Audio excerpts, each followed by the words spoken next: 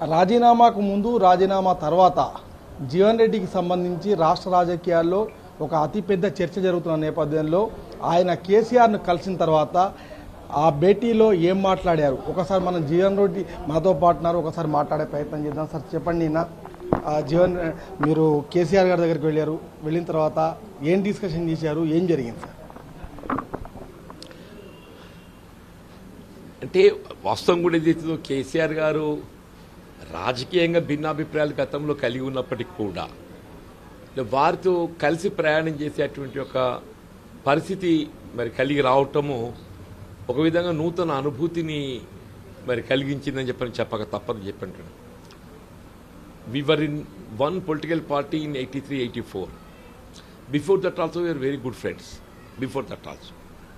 2004 అప్పటి సాధారణ శాసనసభ పార్లమెంట్ ఎన్నికల్లో మీ ఇద్దరం కూడా మిత్రపక్షాలుగా కలిసి పోటీ చేశాం.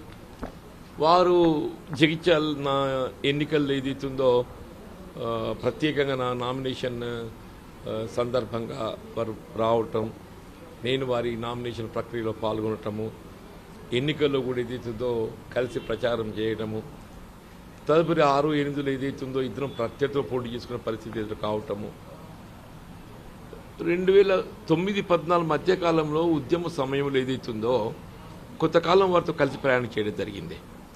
అప్పుడు నేను కాంగ్రెస్ పార్టీలో ఉన్నప్పటికీ కూడా టీఆర్ఎస్ పార్టీని ఒక ఉద్యమ పార్టీగా గుర్తించి వారు చేస్తున్నట్టుగా ఉద్యమ కార్యక్రమాలను ఏదైతుందో నేను సమర్థించడము, వారితో కలిసి ఉద్యమంలో పాల్గొనేటువంటి అప్పుడు కళింగ భవన్లో ఏదైతే ఒక సమావేశం ఏర్పాటు చేస్తుంది. I remember it well. Kalinga భవన్లో ఎప్పుడైతే యూపీఏ ప్రభుత్వం ముందు తెలంగాణ రాష్ట్ర ఏర్పాటుకు సంబంధించి నిర్ణయం ప్రకటించి తదుపరి సీమాంధ్రకు చెందినటువంటి ఎమ్మెల్యేల ఒత్తిడితో నిర్ణయాన్ని వెనక్కి తీసుకోవడం జరిగిందో అప్పుడు కళింగ భవన్లో వారు సమావేశం ఏర్పాటు చేసింది. ఆ సమావేశంలో పాల్గొనగానే తదుపరి వారు చేపట్టేటువంటి ఉద్యమ కార్యాచరణలో కలిసి కూడా కొంతకాలం ప్రయాణం చేయడం జరిగింది. సార్, నిన్న ఇప్పుడు మీరు అంటే అక్కడికి వెళ్ళిన తర్వాత అన్న నన్ను దేవుడే పంపించాడు అని చెప్పేసి ఒక భావోద్వేగమైన ప్రకటన చేశారు. అంటే వాస్తవంగా మీరు కాంగ్రెస్ పార్టీలో అనుభవించిన సవాళ్లు అదేవిధంగా అవమానాల నుంచే ఈ ప్రకటన చేయాల్సి వచ్చిందా? దాన్ని ఎట్లా ఇవ్వచ్చు? వాస్తవంగా ఏదైతుందో కాంగ్రెస్ పార్టీతో నాకున్నటువంటి అనుబంధం, నేను కాంగ్రెస్ పార్టీ వీడేటువంటి ఒక పరిస్థితి ఉత్పన్నమవుతుందని చెప్పని నేను ఊహించలేదు, ఎవరు ఊహించలేదు. వాస్తవం చెప్పంటున్నాను. నేను ఆనాడు 25 మార్చ్ అంటే ఏంటంటే నేను రాజీనామా చేయడానికి నిర్ణయం తీసుకుని ప్రకటింప చేయడం జరిగిందో ఆనాడు నేను భావోద్వేగానికి గురయ్యాను. I thought that day was the most unfortunate day. మన కేటీఆర్ గారు వచ్చినప్పుడు అయితే చెప్పాను నేను ఆనాటి పరిస్థితి ఏదైతే నేను కొంత భావోద్వేగానికి గురై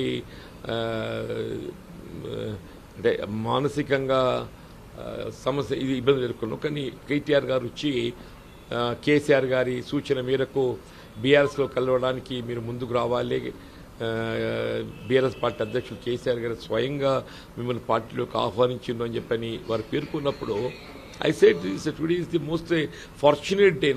ఇది ఒక అదృష్టం, ఒక సంకేతంగా భావిస్తామని చెప్పాను నేను. సార్, అంటే మీరు ఆయన పైనే పోటీ చేశారు, ఇవాళ ఆయనతో కలిసి ప్రయాణం చేయడము పనిచేయడం అనేది అదృష్టం అని చెప్తున్నారు. సో వేరియేషన్ బాగా కనిపిస్తుంది కదా పబ్లిక్, మీరేమైనా చెప్పదలుచుకుంటున్నారు? నేను పోటీ చేసింది వ్యక్తిగతంగా కేసీఆర్ గారిపై కాదు. ఆయన ఏదైతుందో తెలంగాణ రాష్ట్ర ఏర్పాటు ఉద్యమ బలోపేతం కొరకు అప్పుడు సత్యనారాయణరావు గారికి వారికి మధ్య జరిగినటువంటి ఒక చర్చలు, ఆ సందర్భంగా రాజీనామా చేయడం జరిగింది. కానీ కాంగ్రెస్ పార్టీ అల్టిమేట్గా ఏదైతున్నదో సత్యనారాయణరావు గారు అప్పటి దెన్ ఎండోమెంట్ మినిస్టర్, వారికి మరియు కేసీఆర్ గారి మధ్య జరిగినటువంటి ఒక వాదోపవాదాలు, దాని ఏమంటారు ఛాలెంజెస్ ఏదైతున్నదో, అసలు ఛాలెంజ్ ఏదైతుందో it was between Satyanarayana Rao and KCR.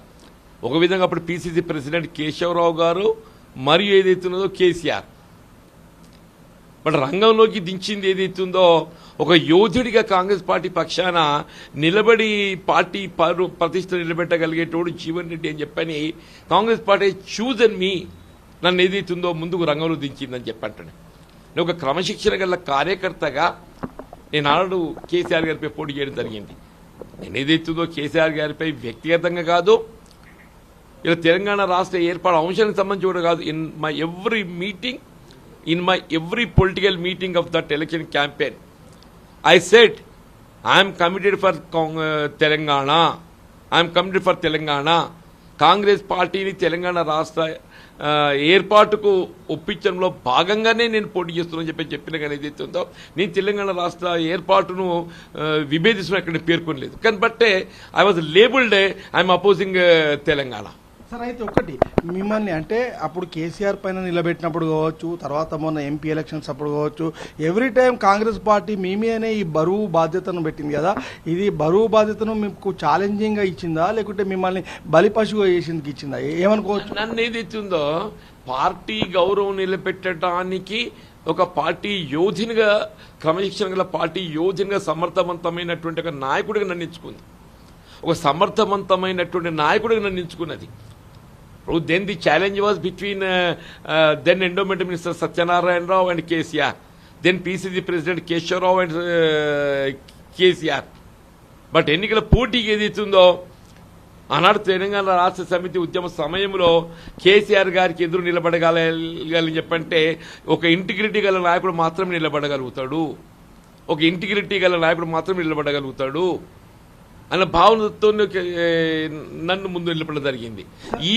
Even మీకు మొన్నటి 2024లో కూడా ఏదైతున్నదో అప్పుడు ధర్మపురి అరవింద్ గారు నిజామాబాద్కి వెళ్ళి పార్లమెంట్ అభ్యర్థి అని చెప్పి అంటాను.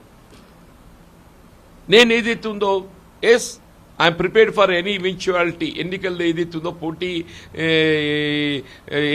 ఎదుర్కోవడం ఎప్పుడు సంసిద్ధంగా ఉంటాను. గతంలో కేసీఆర్ గారిపై సిద్ధంగా ఉన్నా నేను.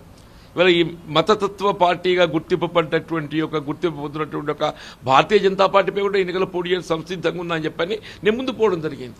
సార్ మీరు వెళ్ళారు, కానీ అప్పుడున్న పరిస్థితుల్లో కరీంనగర్ నుంచి కూడా ఒక ఎంపీ క్యాండిడేట్ కోసం చూస్తున్న క్రమంలో జీవన్ రెడ్డి కరీంనగర్ అయితే బెటర్ ఉంటుండే, కానీ ఆయన నిజామాబాద్లో నిలబెట్టేసి ఆయనను అంటే ఒక ఛాలెంజ్, అనవసరమైన ఛాలెంజ్ ఆయన పైన భుజాన పెట్టారని చెప్పేసి ఒక వాదన ప్రచారం కూడా జరిగింది. దీనికి మీద ఏం చెప్తారు సార్? ఇప్పుడు basically Jagtial was part of Nizamabad. అంటే పార్టీ కూడా అదేవిధంగా ఆలోచించి నేను కూడా ఏదైతుందో prefer to contest from Nizamabad ఉంది. టు బి ఫ్రాంక్ ఎందుకంటే జగిత్యాల పార్ట్ ఆఫ్ నిజామాబాద్ కాబట్టి ఇక్కడికి వెళ్ళి అభ్యర్థిగా ఉండాలని నేను భావించింది. సార్ ఇప్పుడు కేసీఆర్ని కలిశారు కదా, చాలా సాటిస్ఫాక్షన్గా ఉన్నారా? తర్వాత నిన్న కేసీఆర్తో మాట్లాడినప్పుడు మీ మధ్యలో జనరల్గా ఏం టాపిక్స్ వచ్చాయి సార్? ఏం లేదన్నా, ఇప్పుడు వాస్తవంలో ఏ ఎన్నికే కానీ ఏదైతుందో భవిష్యత్తు మెరుగైనటువంటి ఒక ఫలాలు అందిస్తామని చెప్పని భావిస్తాను. ఇప్పుడు 10 సంవత్సరాలు కేసీఆర్ పాలన తదుపరి ఏదైతున్నదో అంతకంటే మెరుగైన పాలన అందివ్వాలనే ఒక భావన, సంకల్పం ఎవరైనా భావిస్తారు. కాంగ్రెస్ పార్టీ అన్నాడైతే అటువంటి ఒక ఆశలు లేకెత్తించి, కానీ ఏదైతుందో కార్యరూపంలో ఏదైతుందో అవి ఫలాలు ఇవ్వలేకపోవడంతో ఒక విధంగా తిరోగమన చర్యగా ముందుకు పోవడంతో వీళ్ళ ప్రజల్లో ఏర్పడ్డటువంటి ఒక కాంగ్రెస్ పార్టీ పట్ల అసంతృప్తి, వ్యతిరేకత, వీళ్ళ రైతులకు ఏదైతే గతంలో కల్పించిన రైతు బంధు ఏదైతే వాళ్ళ రైతు భరోసా పేరట అది అమల్లో కార్యరూపము దాన్ని అమలు చేయించలేకపోవటము, అది ఒక విధంగా నిర్వీర్యం కావటమే కానివ్వండి చెప్పంటున్నా. వీళ్ళ విద్యార్థులు, నిరుద్యోగ యువత, ఉద్యోగ ఉపాధులకు సంబంధించినటువంటి ఒక సౌకర్యాల కల్పన కానివ్వండి కాక, భూమి లేని నిరుపేదలు కల్పిస్తామని చెప్పినటువంటి ఒక పెన్షన్ సౌకర్యమే కానివ్వండి కాక, వీళ్ళ కేసీఆర్ గారు ఏతుందో ఉమ్మడి రాష్ట్రంలో రాజశేఖర రెడ్డి గారు 200 రూపాయల పెన్షన్ సౌకర్యం కల్పించిండే. కేసీఆర్ గారు తెలంగాణ రాష్ట్రం ఏర్పడ్డ తదుపరి ఏకమొత్తంగా 200ను మీకు 1000 రూపాయలు చేసిండు. 5 times he got increase. మళ్ళీ 5 సంవత్సరాల కాలం లోపల 1000 2000 చేసిండని చెప్పి అంటూ నేను కళ్యాణ లక్ష్మి అనేది ఏదైతే ఆడబిడ్డ పెళ్లికి తోడ్పడాలని చెప్పని రాష్ట్రంలో కాదు దేశంలో ఎక్కడ కూడా లేదు కార్యక్రమం. కేసీఆర్ కిట్ ఎక్కడ కూడా లేదు అని చెప్పి అంటున్నా. రైతు బీమా ఎక్కడ కూడా లేదు అని చెప్పి అంటున్నా నేను.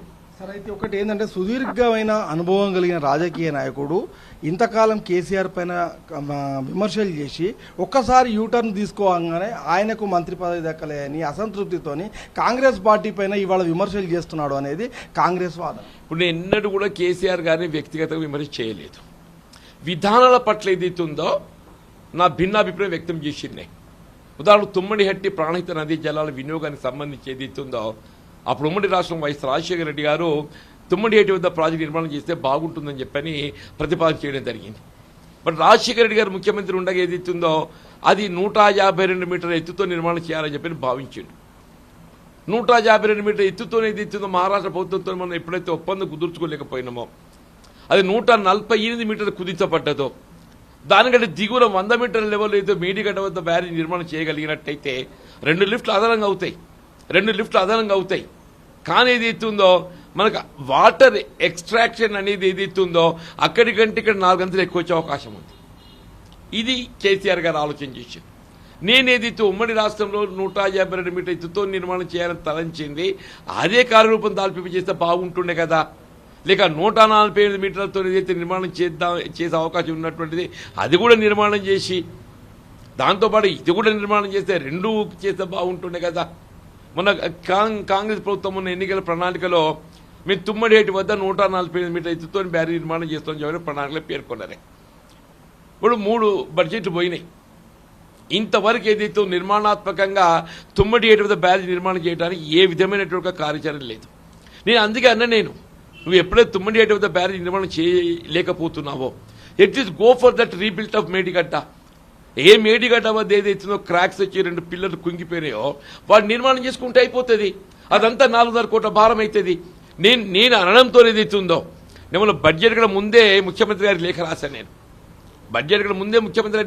నేను మీరు తుమ్మడిహట్టి వద్ద బ్యారేజ్ నిర్మాణం చేస్తారా, అది జాప్య పరిస్థితుల్లో మేడిగడ్డ సుందిల్లా అన్నారం పునర్నిర్మాణానికి చర్యలు చేపడతారా, ఏదైనా ఇవాళ తెలంగాణ రాష్ట్ర భవిష్యత్తు అనేది ఇవాళ ప్రణాళిక నదీ జలాలపై ఉన్నది, దానిపై మీరు దృష్టి కేంద్రీకరించాలని చెప్పని నేను రిపీటెడ్గా లేఖలే కాదు పత్రికాముఖంగా ప్రభుత్వం ఒత్తిడి ప్రయత్నం చేసిన. At last day before yesterday ముఖ్యమంత్రి గారు ఏదైతుందో ఆయన గమనించే పరిస్థితులు అంతా ఏదైతుందో ఇది ఎటో దారి తీస్తాట్టు కనబడుతుందిరా. ఈ 2 ఏళ్లు ప్రకృతి సహకరించింది, కాలం సహకరించింది, రైతులకు ఇబ్బందులు ఎదురు కాలేదు. రేపు రాబోయే కాలంలో కరువు వస్తే రేవంత్ రెడ్డి గారు దోషి నిలబడబోతారని చెప్పట్టున్నాయి. అంటే ఇప్పుడు మీ ఎఫెక్ట్తోనే మీ ప్రభావంతోనే నిన్న ఒక కాళేశ్వరం పైన మరమ్మతులకు ముఖ్యమంత్రి ఆదేశించడం అని చెప్పి అనుకోవచ్చా? నేను ఆలోచన మాత్రం రేకెత్తించిన నిజంగా ముఖ్యమంత్రి గారు వీళ్ళ NDSA report, national dam safety authority వాళ్ళ రిపోర్ట్ రాష్ట్ర ప్రభుత్వానికి వచ్చి సంవత్సర కాలం గడుస్తుందా? ఏప్రిల్ 2025లో NDSA రిపోర్టే మన రాష్ట్ర ప్రభుత్వానికి వచ్చింది. సంవత్సర కాలంకి వెళ్ళి ఏదైతుందో మీరు కాలయాపన చేసి ఇవాళ ఏదైతుందో అరిది అంత ఇటు అయితట్టుందిరా, ఈ మొత్తం పాపం నా మెడకు చుట్టేటట్టుందిరా, మేమేదో కేసీఆర్ను దోషిగా ఎత్తి చూపే ప్రయత్నం చేసేద్దామని అనుకున్నాం. కానీ ఇలా కేసీఆర్ను దోషిగా ఎత్తి చూపడం కాదు, అసలు దోషం మనం తట్టున్నాం తెలంగాణ సమాజానికి అని చెప్పని ఇప్పుడు నిద్రలేచే ప్రయత్నం చేస్తున్నాను చెప్పంటున్నాను నేను. అంటే మీరు కాళేశ్వరం పైన చేసిన విమర్శలతో పాటుగా కేటీఆర్ను కొంత ఆరోపణలు చేసిన అంశాలను తీసుకొని ఇప్పుడు సోషల్ మీడియాలో బాగా వైరల్ చేస్తున్నారు కదా. సో వీటిని మీరు ఎట్లా సమర్థించుకుంటారు? నేను కేసీఆర్ గారి పైన కానీ కేటీఆర్ గారి పైన కానీ వ్యక్తిగత విమర్శలు నేను ఏనాడు చేయలేదు. నేను ఏ సోషల్ మీడియా కానీ అబ్జర్వ్ చేసేదానికి నేను రిప్లై ఇవ్వగలుగుతా. ఇప్పుడు నేను చెప్పాను, నేను ST రిజర్వేషన్ ఉన్నదే, అప్పుడు కేసీఆర్ గారి ప్రభుత్వం ఏదైతే ఉందో 6% 10% పెంపు చేయడానికి కేంద్ర ప్రభుత్వాన్ని నివేదిక పంపించాను. నేనేమన్నా మనం అమలు చేయబోయేటువంటి ఒక ఈ 6-10% ఇది రాష్ట్రానికి పరిమితమైంది. We need not wait for the assent of the union government. మనకి ఏదైతుందో అధికారం ఇది రాష్ట్ర ప్రభుత్వ పరిధిలోని అంశం కాబట్టి మనకి అధికారం ఉన్నది.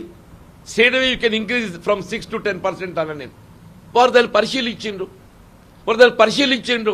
వాడు Jeevan Reddy said is right. అధికారులు కూడా పేర్కొన్నారు, ఎస్ వాడు జీవన్ రెడ్డి సేయింగ్ రైట్. మనం 6-10% రాష్ట్ర పరిధి లోపల అమలు చేయడానికి కేంద్ర ప్రభుత్వం యొక్క అసెంట్ అవసరం లేదు. ఇది 50% మించుతున్నట్టు అనేది ఇది ఆ బ్లాంక్ అందులో రాదు. ఆ బ్లాంకెట్ అందులో రాదు. ఆ 50% జనరలైజ్. ఇవాళ గిరిజనులకు సంబంధించింది రాజ్యాంగం కల్పించే హక్కు ఇది. సార్ ఇంకొకటి, ఇప్పుడు కాళేశ్వరాన్ని పూర్తి చేయకపోవడము, దాన్ని పట్టించుకోకపోవడం వల్ల పోలవరంకు ప్లస్ అవుతుంది, అటు గవర్నమెంట్కు హెల్ప్ చేసే క్రమంలో అనే ఒక ప్రచారం కూడా ఉంది. 100% రైటే. ఈయన ఏదైతుందో చంద్రబాబు నాయుడు గారికి ఏం అనుబంధం ఉందో ఏమిటో తెలియదు, కానీ ఆయన చంద్రబాబు నాయుడు గారితో మెప్పు కోసము ఇవాళ తెలంగాణ ప్రయోజనాలను బలిపెట్టబోతున్నాయని ఒక భావన మాత్రం ప్రజలు ఏర్పడ్డది. దాన్ని ఏదైతుందో ఇవాళ మేల్గుల్ని ఇవాళ నిద్రలేసి దాన్ని సరి చేసుకునే ప్రయత్నం చేస్తున్నాడు. ఇప్పుడు ఆయన ఏమంటుండో, వర్షాకాలం ముగిసే నాటికి నేను డ్రిల్లింగ్ కంప్లీట్ చేస్తా అని చెప్పి అంటాడు. ఇప్పుడు ఈ సమ్మర్ అయిపోయిందే, ఇవాళ మార్చి ఏప్రిల్ ఎండింగ్ వస్తున్నామని చెప్పి అంటున్నా. అంటే నువ్వు ఈ వేసవిలో ఏదైతుందో బ్యారేజీ నిర్మాణం పునరుద్ధరింప చేయడం ఇతను కాదు. ఇక మిగిలే రెండే ఎండాకాలాలు, 2 సీజన్స్ ఓన్లీ. నువ్వు రేపు రాబోయే సీజన్ ఎప్పుడైతే 27 వేసవిలో నువ్వు దాని నిర్మాణం పూర్తి చేయగలగాలి. చేస్తే నీకు ఎప్పుడు ఉపయోగం వస్తుంది? 28లో ఉపయోగానికి వస్తుంది. చివరి సంవత్సరంలో నువ్వు రాబోయే సంవత్సరం నిజంగానే ఎల్నినో ప్రభావం కరువు గిన మనకు వచ్చినట్టయితే, ప్రకృతి వైపరీత్యాలతో ఇబ్బందులు ఎదురైనట్టయితే ఈ రాష్ట్ర ప్రజానికం రేవంత్ రెడ్డి గారిని క్షమించబోదు అని చెప్పట్ట. దీనికి ఏదైతే రేవంత్ రెడ్డి గారి బాధ్యత వహించాల్సి వస్తుంది. కేవలం ఆయన నిర్లక్ష్యం, ఆయన పాలన పట్ల ఆయన అనుభవం లేమితనం అని చెప్పి అంటున్నా. అది వల్ల తెలంగాణ రాష్ట్ర రైతాంగం యొక్క ప్రయోజనాలను దెబ్బతీసే విధంగా ఉందని చెప్పి అంటున్నాను. సరే, ఇప్పుడు మీరు కొన్ని కామెంట్స్ చేశారు, టీడీపీ ఇక్కడ నడిపిస్తుంది, ముఖ్యంగా ఒరిజినల్ కాంగ్రెస్ లేదు, ఇక్కడ చచ్చిపోయింది అన్నట్టుగా కొన్ని కామెంట్స్ కూడా చేశారు కదా. ఇప్పుడు కూడా మీరు మాట్లాడినప్పుడు ఆయనకు ఏమైనా అనుబంధం ఉందేమో అని చెప్పి కూడా మాట్లాడుతున్నారు. దీన్ని ఎట్లా చూడొచ్చు? అనుబంధం ఉన్నట్టు కొట్టు చూడడం కనబడుతుంది కదా, దాని అనుమానం ఏమున్నది? ఇప్పుడు నడిచేదంతా ఎవరి పాలన నడుస్తుంది, ఏం పాలన నడుస్తుంది? ఆయన సహచర్యులు ఇప్పుడు ఒకటే, ఆయన నిజంగానే చంద్రబాబు నాయుడు గారి వీడు ఏదైతుందో 2017లో కాంగ్రెస్ పార్టీలో చేరినట్టు ప్రకటించండి. ఎప్పుడైతే 2017లో టీడీపీని వీడి కాంగ్రెస్లో చేరినట్టు ప్రకటించినవో, నీ శాసనసభ సభ్యత్వాన్ని రాజీనామా ఎవరికి పంపాలి? స్పీకర్కి పంపాలి. ఈయనేం చేసిండో, విధేయుడిగా చంద్రబాబు నాయుడు గారికి పంపించాడు.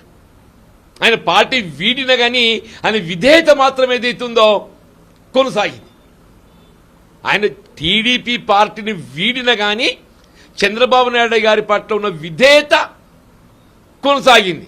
మరి చంద్రబాబు నాయుడు గారు అని ఏదైతుందో, ఎప్పుడైతే రేవంత్ రెడ్డి గారు టీడీపీకి రాజీనామా చేసి వేరే రాజకీయ పార్టీలో చేరుతున్నాడో, నేను I must send it to the speaker అని చెప్పి స్పీకర్ గారికి పంపాలి కదా.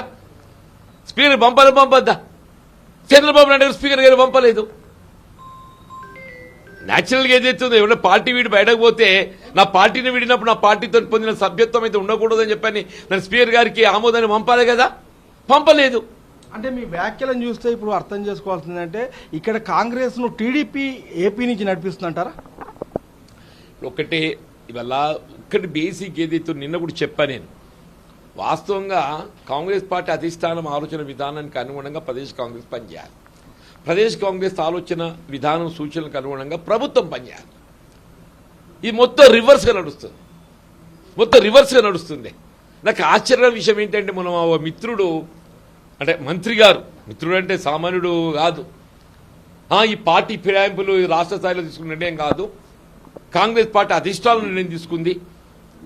కాంగ్రెస్ పార్టీ అధిష్టానం తీసుకున్న నిర్ణయం ఏదైతుందో ఇలా రాష్ట్ర స్థాయిలో దాన్ని అమలు చేయడం జరిగిందని చెప్పని పేర్కొన్నాడు. అంటే కాంగ్రెస్ పార్టీ అధిష్టానం అంటే ఎవరు?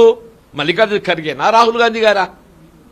ఏ పార్టీ ఫిరాయింపులకు భిన్నంగా 10th షెడ్యూల్ బలపరచాలని చెప్పారు. ఒకవైపు రాహుల్ గాంధీ గారు రాజ్యాంగాన్ని ఇవాళ ఏదైతే చేత పట్టుకొని జై బాపు, జై భీమ్, జై సంవిధానం చెప్పిన వారు దేశమంతా యాత్ర చేస్తుంటే, నువ్వేదైతుందో నువ్వు చేసిన పాపం ఈ మరొక ఏదైతుందో నువ్వు రాహుల్ గాంధీ కట్టగడతావే? నిజంగానే కేంద్ర ప్రభుత్వం అంటే కాంగ్రెస్ పార్టీ అధిష్టానం గట్ట నీకు ఆమోదం తెలిపినా కానీ ఒక క్రమశిక్షణ గల కార్యకర్త నువ్వు ఏం చేయాలి? వాళ్ళకి తెలియదు నాతో జరిగిన పొరపాటు నీ మీద వేసుకోవాలి. కానీ ఈ కంప్లైంట్స్ మీరు రాహుల్ గాంధీ వరకు, ఖర్గే వరకు తీసుకుపోలేకపోయారా? తీసుకువెళ్ళి అంటున్నా నేను. అంటే ఫలితం లేకుండా ఇక్కడ పెద్ద పుట్టి ఇప్పటి మీకు కాపీ మంటిస్తా నేను. కానీ నిన్న మంత్రి అడ్లూరు లక్ష్మణ్ కుమార్ మాట్లాడారు, మేము వస్తే ఎండలో నిలబెట్టారు సారు, కానీ అదే దురవస్థ మాత్రం రెడ్ కార్పెట్ పరిచారు ఇంట్లోకి అని చెప్పి ఒక మాట మాట్లాడారు. ఊళ్ళంటే నిలబెట్టి నేను లక్ష్మణ్ కుమార్ ఏది నా ఇంటి సొంత ఇంటి లెక్క వాడుకున్నాడు. నా ఇంట్లో భోజనం చేయంగా వస్తే నేను తినకుండా పోలేదు. నా ఇంట్లో భోజనం చేయంగా వస్తే నేను తినకుండా పోలేదు. ఆయనే నా ఇంట్లో నేను భోజనం చేయంగా వస్తే నేను తినకుండా పోలేదు అని చెప్పంటాను నేను. ఆయనకు నాకు నా అనుబంధం 20 సంవత్సరాలు. ఈ 20 సంవత్సరాల కాలంలో ఏదైతున్నదో ఆయన వల్ల నాతో విభేదించవచ్చు, కానీ ఏదైతున్నదో ఆయన మరి ఏం మాట్లాడుతున్నా ఆయన ఆలోచన చేసుకోవాలి. నా దగ్గర లక్ష్మణ్ కుమార్ గారు కాదు, నేను నాకున్నటువంటి ఒక సోషల్ ఈక్వేషన్స్ ఏదైతే ఉందో నా ఇంటికి ఎవరు వచ్చినా సాధారణంగా ఆహ్వానిస్తానే. కానీ పిసిసి చీఫ్ కూడా కొన్ని కామెంట్స్ చేశారు, చాలా అవకాశాలు ఇచ్చారు, 14 సార్లు బీఫామ్ ఇచ్చింది, తర్వాత ఎన్నో అవకాశాలు ఇచ్చింది కాంగ్రెస్ పార్టీ జీవన్ రెడ్డి, కానీ కాంగ్రెస్ పార్టీని ఇంత ఈజీ అలా వదిలిపెట్టి ఎలా వెళ్ళిపోయారని చెప్పేసి వాళ్ళు నాకు సమర్థత లేకుండా అవకాశాలు ఇచ్చారే. వీళ్ళు ఎన్నికల పోటీ కేసీఆర్ వ్యతిరేకంగా పోటీకి నిలిపిండ్రు, సమర్థతవంతుడు చెప్పే పోటీ నిలిపిండ్రా, లేకుంటే సమర్థత లేక నిలిపిండ్రా? ఇలా అరవింద్ గారిపై నన్ను పోటీకి నిలిచే అవకాశాన్ని కల్పించాను, నా సమర్థత ఉందని నిలిపిండ్రా లేకుండా నిలిపిండ్రా? వీళ్ళు అంతేందుకే మొన్నటి శాసనసభ ఎన్నికల్లో ఇదే మల్కాజ్గిరి ప్రాతినిధ్యం వహిస్తున్నటువంటి ఒక రేవంత్ రెడ్డి గారు 7 సీట్లు ఓడిపోయిండా. ఇదే మల్కాజ్గిరి ప్రాతినిధ్యం వహిస్తున్నటువంటి ఒక రేవంత్ రెడ్డి గారు మల్కాజ్గిరి పార్లమెంటు నియోజకవర్గ పరిధిలోని 7% నియోజకవర్గాలు 7 ఓడిపోయిండు. మరి ముఖ్యమంత్రి చేసిండు ఆయనను, ఆయన ముఖ్యమంత్రి చేసిండ్రు అంటే ఆయన సమర్థత, ఆయన నాయకత్వము, ఆయన ఏ నియోజకవర్గాన్ని ప్రాతినిధ్యం వహిస్తుండో అక్కడనే మన ఫలితాలు ఇవ్వాలి కదా. వీళ్ళు మల్కాజ్గిరి పార్లమెంట్ నియోజకవర్గ పరిధిలోని 1% నియోజకవర్గంలో గెలవలేదే అంటున్నాను నేను. మనకే ముఖ్యమంత్రి ఇచ్చిండే అంటే ఆయనకు ముఖ్యమంత్రి ఇవ్వడాన్ని మీరు తప్పుపడుతున్నారు. ఇప్పుడు ఆలోచన చేసుకోవాలి. ఇప్పుడు నాకు ఇచ్చిందని చెప్పి నేనేమనాలి? నాకు ఇచ్చిన చెప్పండి నేనేమనాలి అంటున్నాను. నేనేదో మొన్న శాసనసభ గెలవలేకపోయినా కాబట్టి నాకు మంత్రివర్గంలో అవకాశం కల్పించలేదని చెప్పి ఒక భావన వ్యక్తం చేస్తున్నారు కొద్దిమంది. నాకు ఇంక 20 మాసాలు శాసనసభ సభ్యత్వం కలిగి ఉన్నా నేను. ఇನ್ನು పరిస్థితులకు అనుగుణంగా ఏదైతుందో ఇప్పుడు మన క్రిటికల్ ప్లేయర్కి ఏదైతుందో మీరు ఆయన ఎమ్మెల్యే ఓడిపోయినా ఆయనకు అవకాశం ఇచ్చినా ఇవ్వలేదా? ఎమ్మెల్యే ఓడిపోయిన వాళ్ళకి ఏదైతే ప్రభుత్వ సలహాదారులకు అవకాశాలు కల్పించలేదా? సార్ ఇంకొకటి, అరవింద్ కూడా కొన్ని కామెంట్స్ చేశారు, బీజేపీలో కూడా చర్చించాము జీవన్ రెడ్డి గారిని తీసుకొచ్చేందుకు, కానీ ఆ తర్వాత ఏం జరిగిందో తెలియలేదని చెప్పారు. అసలు మీ గురించి ఏమైనా చర్చించారని మీకు తెలుసా, లేకుంటే మిమ్మల్ని వాళ్ళు సంప్రదించడం ఏమైనా జరిగిందా? నన్ను డెఫినెట్లీ అరవింద్ గారు ఏదైతుందో నేను బీజేపీలో చేరితే బాగుంటుందనే అభిప్రాయం వ్యక్తం చేసిండు, డెఫినెట్ చేసిండు. బట్ నేను ఆలోచన చేసింది ఏదైతున్నదో వీళ్ళ రాష్ట్ర స్థాయిలో వీళ్ళ కంపెనీలు అనేది ఎప్పటికీ ఏదైతుందో ప్రస్తుతం కొనసాగుతున్న ప్రభుత్వానికి గత ప్రభుత్వం మధ్య కొనసాగుతున్నది. ఇవాళ రేవంత్ రెడ్డి గారి ప్రభుత్వానికి గత కేసీఆర్ ప్రభుత్వం మధ్య బేరీజు వేసుకుంటుండు. ఇవాళ ఈ ప్రభుత్వం కంటే ఆ ప్రభుత్వం మంచిగా ఉండే, ఈ రేవంత్ రెడ్డి కంటే పెద్ద అయినా కేసీఆర్ అని ఏముండే పెద్ద మనిషి అంటే ఇవాళ ఏతుందో రేవంత్ రెడ్డి ప్రత్యామ్నాయంగా కేసీఆర్ను ఊగిస్తున్నారు. ప్రజల్లో చర్చ అనేది ఏదైతుందో రేవంత్ రెడ్డి మార్పు కావాలి, కాంగ్రెస్ ప్రభుత్వం మార్పు కావాలని కోరుకుంటున్నారో ఆ కాంగ్రెస్ ప్రభుత్వం మార్పు కావాలని కోరుకునేటువంటి ఒక ప్రజానీకం ఏదైతుందో ప్రత్యామ్నాయంగా కేసీఆర్ నాయకత్వం కావాలి, బీఆర్ఎస్ ప్రభుత్వం రాష్ట్రం అధికారం రావాలని కోరుకుంటున్నారు. BJP is not in discussion, BJP is not in discussion, BJP is there in discussion at national level. నేను బీజేపీ వ్యతిరేకంగా మాట్లాడలేదు, బీజేపీ జాతీయ స్థాయిలో డిస్కషన్ ఉన్నది. రాష్ట్ర స్థాయిలో ఏదైతే ఉందో వీళ్ళ కాంగ్రెస్ పార్టీకి రేవంత్ రెడ్డి యొక్క ప్రభుత్వానికి ప్రత్యామ్నాయంగా బీఆర్ఎస్ పార్టీ కేసీఆర్ గారి చర్చల్లో ఉన్నారు.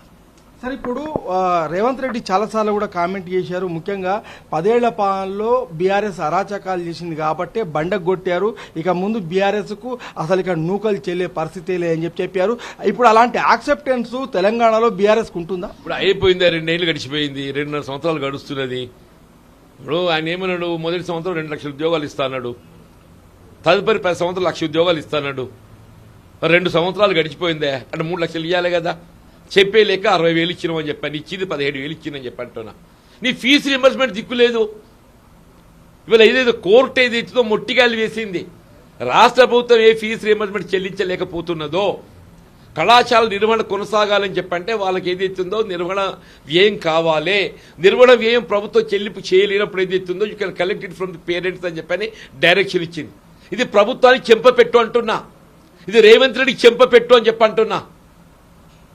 అదే ఆలోచన చేసుకోగా నువ్వు ఏదో మాట్లాడితేనే ఇవాళ విద్యుత్ శాఖ ఆర్టిజన్స్ ఏదైతే రోడ్ ఎక్కిన 20,000 మంది ఉద్యోగస్తులు వీళ్ళు ఏ ఉచిత విద్యుత్ అందిస్తుండ్రో రైతాంగానికి, ఇలా గృహ అవసరాలకు ఉచిత విద్యుత్ కల్పిస్తున్న 200 లీటర్ వరకు పేర్కొంటున్నాం కదా, ఆ కార్యక్రమం అమలు చేస్తున్నట్టు ఆర్టిజన్స్ ఏదైతుందో ఇలా రోడ్ ఎక్కిందని చెప్పంటున్న వాళ్ళు, ఆర్టీసీ కార్మికులు రోడ్ ఎక్కబోతుందని చెప్పంటున్నా, సింగరేణి కార్మికులు రోడ్ ఎక్కబోతుందని చెప్పంటున్నా. నేను వీళ్ళ విద్యార్థులతో పాటుగా నిరుద్యోగ యువత రోడ్ ఎక్కుతున్నారు. ఇవాళ మీకు ఉద్యోగస్తులు ఉపాధ్యాయులు లోడ్ ఎక్కుతున్నారు. ఇప్పుడు మీరు రేపు బీఆర్ఎస్ లో జాయినింగ్ అయిన వెంటనే ఇవన్నీ కూడా ప్రజల్లోకి తీసుకెళ్లి వీటన్నిటిని కూడా ప్రజల ముందు పెడతారా? డెఫినెట్లీ, తప్పకుండా. నేను వాళ్ళు ఏదైతుందో ప్రజాపక్షాలు నిలబడి వాళ్ళు ఎవరైనా కానీ ఇలా అధికార పార్టీ వైపు మొగ్గు చూపాలని ప్రయత్నం చేస్తారా? ఇవాళ ఇంకా 2.5 సంవత్సరాలు కాంగ్రెస్ ప్రభుత్వం అధికారంలో కొనసాగే అవకాశం ఉన్నది. నేనేదైతుందో అధికార పార్టీకి వెళ్ళి ప్రతిపక్ష పార్టీకి పోతున్నా. ఎందుకు? ప్రజల పక్షాన్ని నిలబడటానికి. నేను ఎందుకు పోతున్నా? ప్రజల పక్షాన్ని నిలబడటానికి. వీళ్ళ కేసీఆర్ గారి సారథ్యంలో ఏదైతుందో ప్రజల పక్షాన్ని నిలబడి పోరాటం చేయడానికి పోతున్నాను. అది మీరు గుర్తించాలి. అంటే కేసీఆర్ గారు కూడా ఇప్పుడు నెక్స్ట్ రాబోయే ప్రభుత్వం బీఆర్ఎస్ అని చెప్పేసి హోప్గా ఉన్నారా? నిన్న మీకు ఏమనిపించింది? ఒకటే ఈజ్ హోప్ఫుల్. అది ఎందుకు వారు విశ్వాసం వ్యక్తం చేస్తుండో? ప్రజల్లో మార్పు కనబడుతుంది. ఇప్పుడే చెప్పే కదా, ప్రజల్లో మార్పు కనబడుతుంది. మీరు తిరుగుతున్న క్షేత్రస్థాయిలో రైతు బంధు యాళ్ళకి రాకుంటే ఏ రైతు ఏం భావిస్తాడే? ఇప్పుడు మనకు రైతుకు పెట్టుబడి సాయం ఎప్పుడు కావాలి? విత్తనం నాటేసినప్పుడు కావాలి. ఇప్పుడు కట్టింగ్కి వచ్చింది, ఇంతవరకు రైతు బంధు చెల్లింపు లేని 42 పంటలు కొట్టిడని చెప్పి అంటూ నేను. ఇవాళ రైతుకు పంటల బీమా పథకం అమలు కావాలనే. మన పంట ప్రకృతి వైపరీత్యాలతో పంటలు నష్టపోయిండ్రు. వాళ్ళ పరిహారం ప్రభుత్వం లేదు, పంటల బీమా లేదు. వాళ్ళు ఏం కావాలి మరి? సార్ ఇప్పుడు ఒకటి సూటిగా, ఇప్పుడు జీవన్ రెడ్డి కాంగ్రెస్ నుంచి వెళ్ళిపోవడానికి జగిత్యాల ఎమ్మెల్యే సంజయ్ కుమార్ ప్రధాన కారణమా, రేవంత్ రెడ్డి మొత్తంగా మీ గత కాంగ్రెస్ అధిష్టానం? ఇప్పుడు సంజయ్ ఈజ్ ఓన్లీ టూల్, ఆయుధము. ఆయుధాన్ని ప్రయోగించింది ఎవరు? ఆయుధాన్ని ప్రయోగించింది రేవంత్ రెడ్డి. సంజయ్ అనే ఆయుధాన్ని ఏదైతే పార్టీ ఫిరాయించే విధంగా ఆయుధాన్ని ప్రయోగించింది ఎవరు? రేవంత్ రెడ్డి గారు. Definitely Revanth Reddy is primary responsible. ప్రధాన బాధ్యుడు రేవంత్ రెడ్డి గారు. అందుకే ఆయన ఏం చేస్తుండో ఆ పాపం ఆయన నెత్తిన మూట కట్టుకోకుండా ఇది నేను చేసిన పాపం కాదు, కాంగ్రెస్ పార్టీ అధిష్టానం చేసింది, మళ్ళీ కాదు ఖర్గే చేసిందని చెప్పని వాళ్ళది మోపే ప్రయత్నం చేస్తున్నారు చెప్పిన పెద్ద మనిషి. వాళ్ళు ఏదైతుందో అధిష్టానం ఆలోచనకు అనుగుణంగా ఈయన ఇక్కడ ముఖ్యమంత్రి చేస్తే ఈయన అధిష్టానం యొక్క గౌరవం కాపాడాలన్నా, లేక ఈయన చేసే తప్పిదాలకు ఏదైతుందో అధిష్టానానికి తప్పిదాలు మూట కట్టాలన్నా? ఈయన చేసే తప్పిదాలకు ఏదైతుందో ఇలా అధిష్టానాన్ని బాధ్యులు చేసే విధంగా అధిష్టానాన్ని మూట కడుతున్నాడు. ఈయనని వాళ్ళు ముఖ్యమంత్రి చేసినందుకు ఏదైతున్నదో కాంగ్రెస్ పార్టీ అధిష్టానానికి ఈయన తప్పులో మూట కడుతుండని చెప్పి అంటున్నాను. అంటే మీరు మొన్న సభలో కూడా ప్రస్తావించారు, చిన్నారెడ్డికి సంబంధించిన అంశాన్ని కూడా ప్రస్తావించారు. ఒక చిన్నారెడ్డి, ఒక జీవన్ రెడ్డి, ఇట్లా ఇంకా ఎంతమంది ఉంటారు సార్ ఇట్లా మీలాంటి అనుభవజ్ఞులు పార్టీ నుంచి వెళ్ళిపోయేందుకు? నేను చిన్నారెడ్డి గారు పార్టీకి వెళ్ళిపోతారు అని చెప్పి నేను అనలేదే. చిన్నారెడ్డికి న్యాయం చేయలేకపోయిండు అని చెప్పాను నేను. చిన్నారెడ్డి గారికి ఏదైతుందో వనపర్తికి వెళ్ళి బీఫామ్ ఇచ్చి ఇగ్గుకొని ఈయన ఆర్థికంగా ఈయన వనరులు లేవు, గెలవడం ఇబ్బందికరంగా ఉంటాయని చెప్పారు. ఇంకో ఆయనకి వరకు ఇచ్చిండే. అప్పుడే మినిట్స్ రాసిండ్రు. ఈయన భవిష్యత్తులో ఏదైతుందో తగు హోదా కల్పిస్తో రాజ్యసభ ఇట్లా ఏదో రాసిండ్రు. అది ఇట్స్ కామన్ రాయటం. మొన్న మీరు రాజ్యసభ అభ్యర్థిని ఎంపిక చేసే ముందు ఏదైతుందో ఎవరైనా సీనియర్ నాయకుడు who is committed for the party for several years together, ఎవరి సేవలైతే పార్టీకి ఉపయోగకరంగా ఉంటే జాతీయ స్థాయిలో వాళ్ళు ఎంపిక చేయాలనే. చిన్నారెడ్డి గారు ఏదైతుందో దశాబ్దాల తరబడి పార్టీకి సేవలు అందిస్తున్నాడు, జాతీయ స్థాయిలో పార్టీకి ఉపయోగకరంగా ఉంటాడు. అటువంటి చిన్నారెడ్డి గారు టికెట్ ఇస్తే బాగుంటుండని చెప్పి నేను అన్నా. లేకుంటే మధుయాషి గారు లాంటి వారు ఏదైతుందో జాతీయ స్థాయిలో కాంగ్రెస్ పార్టీకి సేవలు అందిస్తుండని చెప్పి అంటున్నాను. అటువంటి వారిని గుర్తిస్తే బాగుంటాడు బలహీన వర్గాలు అనుకున్నట్టయితే. వంశీ చందర్ రెడ్డి ఆయన మహబూబ్నగర్ పార్లమెంట్ టికెట్ ఇస్తే ముఖ్యమంత్రి గారి సొంత జిల్లా వంశీచందర్ రెడ్డి గారి పార్లమెంట్ టికెట్ ఇస్తే ముఖ్యమంత్రి గారి సొంత జిల్లా మహబూబ్నగర్ పార్లమెంట్ ఆయన గెలిపించలేకపోయిందంటే ఇక ఆయన నువ్వు ఏమనాలని అంటావు ముఖ్యమంత్రి. నువ్వు ముఖ్యమంత్రి కాకముందు నీ మల్కాజ్గిరి పార్లమెంటు నియోజకవర్గం వల్ల 7 ఓడగొట్టినావు. నేను ముఖ్యమంత్రి చేసినాక నీ మహబూబ్నగర్ పార్లమెంట్ సొంత నియోజకవర్గంలో పార్లమెంట్ అభ్యర్థిని గెలిపించలేకపోయినావు. ఇక మరి సమర్థత నేను చెప్పాలనే. సరే, ఇప్పుడు ఒకటి చిన్నారెడ్డి జానారెడ్డి వీళ్ళు ఎవరు కూడా మాట్లాడినప్పుడు ఒక జీవన్ రెడ్డి ఈ ఏజ్లో మాట్లాడుతున్నాడు ఏంటి అని ఒక ప్రశ్నలు ఒక చర్చ కూడా జరుగుతుంది. ఇప్పుడు జానారెడ్డికి ఏంటే సంతృప్తికరంగా ఉన్నాడు. జానారెడ్డి గారు ఎందుకు మాట్లాడతాడు? ఈ పరిణామాలన్నింటికీ ఇందులో జానారెడ్డి గారి యొక్క పాత్ర బాధ్యత ఉన్నది. ఎట్లా సార్? ఇప్పుడు ఎప్పుడైతే పిసిసి అధ్యక్షుడు జీవన్ రెడ్డి గారిని ఎంపిక చేయడం జరిగిందో ఈ wrote letter to the high command. Sagar by ఎలక్షన్ల ముందు ఏదైతుందో పిసిసి అధ్యక్షుడు ప్రకటన చేసినట్టయితే this may adversely affect my prospectus of Nagarjuna Sagar by election. ఈ మీ పిసిసి ఎంపిక ఇది అబైన్స్లో పెట్టండి అని చెప్పని ఒక లేఖ రాసిండే సోనియా గాంధీ గారికి. అప్పుడు నా ఎంపిక పత్రికలు వచ్చింది. రేవంత్ రెడ్డి గారు ఎన్టీవీకి 3 గంటల ఇంటర్వ్యూ ఇచ్చిండు. రేవంత్ రెడ్డి గారు ఎన్టీవీకి 3 గంటల ఇంటర్వ్యూ ఇచ్చిండు. నాకేదైతుందో పిసిసి అధ్యక్షుడి కంటే ప్రచార కమిటీ అధ్యక్షుడి బాధ్యతలు అయితేనే నాకు బాగుంటాయి, నాకు సమర్థవంతంగా ఉంటాయి, నేను దానికైతే బాగా పనిచేస్తా అని చెప్పి ఆయన 3 గంటల ఇంటర్వ్యూ ఇచ్చిండే. మీకు నువ్వు జానారెడ్డికి ఏంటి సార్ కాన్ఫ్లిక్ట్? నాకేం కాన్ఫ్లిక్ట్ లేదు. ఆయన స్వార్థం. ఆయన సాగర్లో గెలిచి వచ్చినట్టయితే ఆయన పీసీ ప్రెసిడెంట్ అయితే అవుతారని ఆశపడ్డాడు. సాగర్ ఉప ఎన్నికలు గెలిచి వస్తే ఇది అభయం పెట్టినట్టయితే ఆయన పీసీసీ అధ్యక్షుడు అయ్యేటువంటి అవకాశం వస్తుంది, ఆయన కూడా పొందుతాడు కదా. స్వార్థం. ఏం కాన్ఫ్లిక్ట్? రాజకీయాలలో ఏదైతే ఎవడు అవకాశం కోసం వాడు. ఏ విధంగా రేవంత్ రెడ్డి గారు ఆయన అవకాశాల కోసం ఆయన ప్రయత్నం చేసుకున్నాడో సందు నాకు కూడా ఇక్కడ అవకాశం రాకపోతా అని చెప్పి నేను ఆశపడ్డాడు.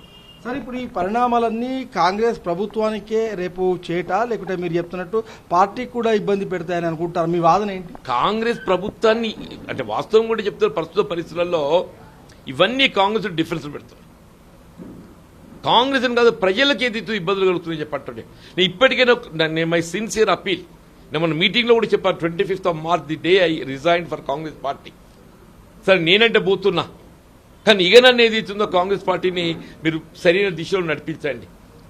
నాలాగా ఏ ఇతర కార్యకర్త కూడా ఏదైతే మానసికంగా ఇబ్బందులు ఎదుర్కోకుండా చూడండి. ఎవరైతే కమిటెడ్ కార్యకర్త సీనియర్ ఉన్నో వాళ్ళకి లభించాల్సిన హక్కులు కల్పింపజేయండి అని చెప్పాను నేను. ఇప్పుడు కూడా అదే చెప్తున్నాను నేను. మీరు కాంగ్రెస్ పార్టీ నిర్మాణానికి ఏదైతే తోడ్పడే ఒక కార్యకర్తలు గుర్తించండి, వాళ్ళు లభించాల్సినటువంటి హక్కులు కల్పించండి. ప్రజలకు ఎన్నికలు చేసిన వాగ్దానాలను అమలు చేయండి. మొన్నటి 2023 ఎన్నికలు మీరు ప్రజలకు చేసిన వాగ్దానాలు ఒక్కసారి ఏదైతుందో నెమరు వేసుకోండి అని చెప్పి అంటున్నా.